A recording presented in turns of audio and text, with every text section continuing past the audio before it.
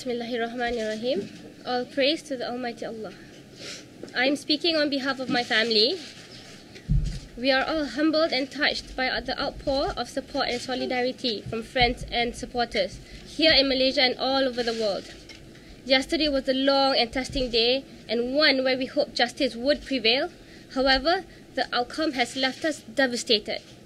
We are outraged. 17 years of relentless pressure, harassment and persecution culminated in yet another prison term.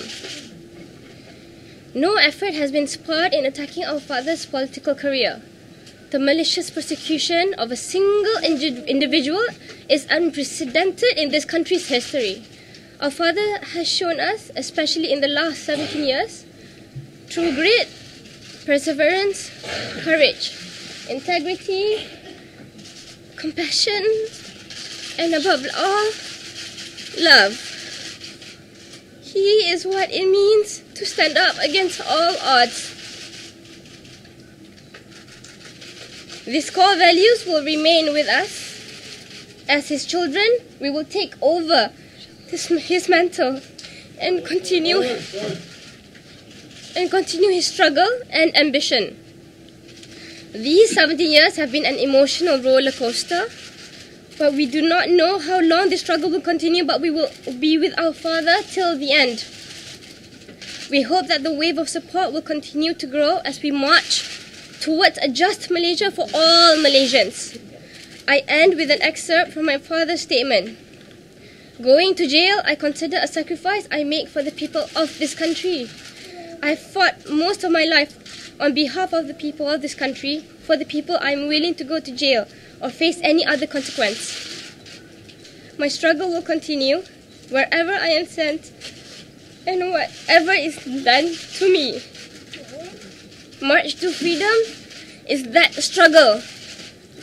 A struggle to free our father from unjust incarceration and give voice to Malaysians who have suffered injustice in our country. We call everyone to join us in our effort. Let the injustices end. But what are the main intentions of this campaign? First is to bring home the point that Anwar Ibrahim is a victim of injustice, and it's not just him on trial, it's also the judiciary and the various institutions, democratic institutions in our country. The main objective is, of course, to secure freedom. And we must look at different avenues. But first and foremost, we must bring home and create a great degree of awareness on his plight. And of course, in terms of my role and the President, my mother, we have to also address the responsibilities as a Member of Parliament, State Assembly person, and of course on Pakatan Rakyat leadership. So we'll be focused on that, and we want this to be an effort that focuses solely on the human rights angle, the civil and political liberties angle.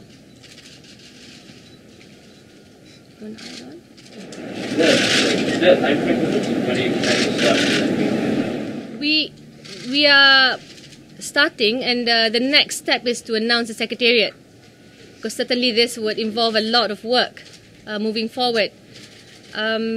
In terms of a timeline, of course, until our father's freedom secured, but it should not end there. As Nuha stated, it's to really raise awareness about the issue of political incarceration.